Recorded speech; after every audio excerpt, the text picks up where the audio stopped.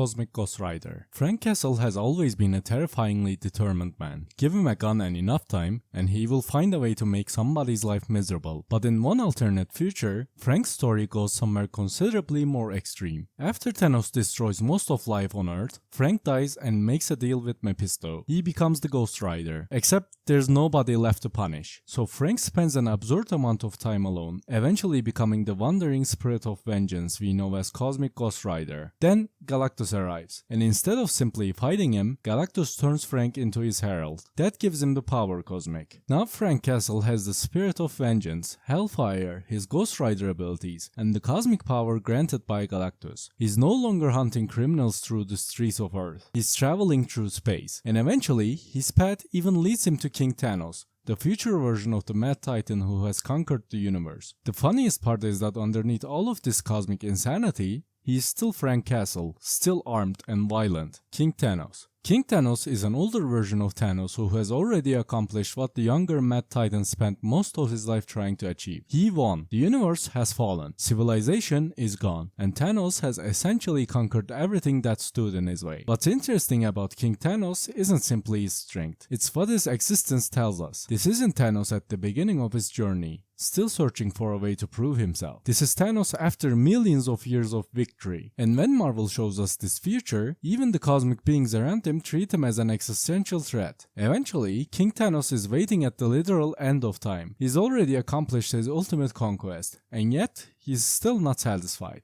Marvel's Thanos wins storyline literally takes us to the end of time, where Thanos has achieved complete universal conquest. And perhaps the most fitting part of the entire story is that King Thanos' greatest opponent eventually becomes Thanos himself. Because who better to challenge the ultimate Thanos than the younger version who hasn't become him yet? Rune King Thor. Thor has had plenty of ridiculous power-ups throughout Marvel history, but Rune King Thor is different. This isn't just him getting a stronger weapon. Is Thor gaining knowledge that changes how he understands the forces around him. During Ragnarok, Thor sacrifices himself and gains access to the power and knowledge of the runes. And that knowledge allows him to see through things that would normally deceive even the gods. The runes also give Thor access to a level of mystical power far beyond his ordinary abilities. Most importantly, Rune King Thor isn't defined by raw strength alone. He's dangerous because he combines Thor's power, the Odin Force, ancient rune magic, and knowledge of the forces behind Ragnarok itself. This is Thor operating as something far more than a warrior with a hammer. He's reached a point where the normal rules that govern his battles don't necessarily apply anymore. And that's why Rune King Thor has remained one of the most famous examples of an absurdly powerful alternate incarnation of the God of Thunder.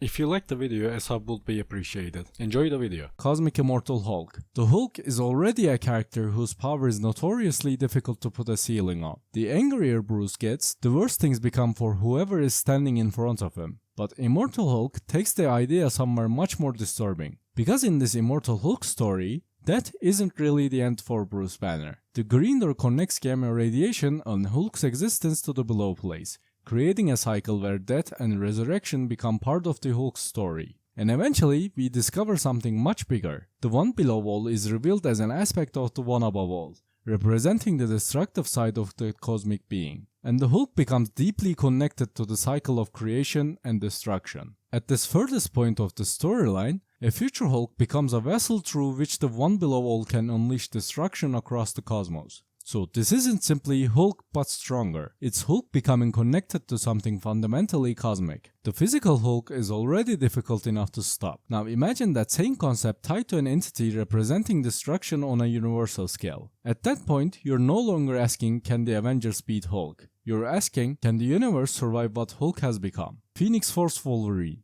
Wolverine is probably one of the worst people in Marvel to give a cosmic power-up, because Logan already has one extremely annoying characteristic. He refuses to stay dead. He has spent centuries fighting, surviving, healing, and finding new ways to piss off people much stronger than himself. Then, in a future reality, Logan becomes host to the Phoenix Force. And that's where we get Old Man Phoenix. This version of Wolverine exists in a far future world ruled by King Thor. He's no longer simply the Wolverine we know. The Phoenix Force has transformed him into something capable of operating on a cosmic scale. He can harness the Force's immense energy, survive things that should be impossible, and even return from death through its power. And perhaps the coolest part is that Marvel actually uses this version in stories alongside Thor. Old Man Phoenix isn't just a hypothetical what if Wolverine got the Phoenix. He's an actual future incarnation who plays a major role in Marvel's multiversal stories. White Phoenix of the Crown. Jean Grey has always been one of Marvel's most powerful mutants, but White Phoenix of the Crown isn't simply Jean with more telekinetic power. This is Jean reaching one of the highest expressions of her connection with the Phoenix Force. The Phoenix is tied to concepts far beyond ordinary superhero powers, and the White Phoenix represents Jean and the Phoenix Force functioning in a pure state. The form is associated with the White Hot Room, the mysterious realm connected to the Phoenix Force, and this is where Jean's relationship with the Phoenix becomes much deeper than simply borrowing its abilities. Marvel describes the White Phoenix as a pure and powerful synthesis between Jean Grey and the Phoenix Force, and that's the important distinction. She is one of the clearest examples of what happens when a Marvel hero reaches the absolute upper limits of their connection to something cosmic. Thank you for watching.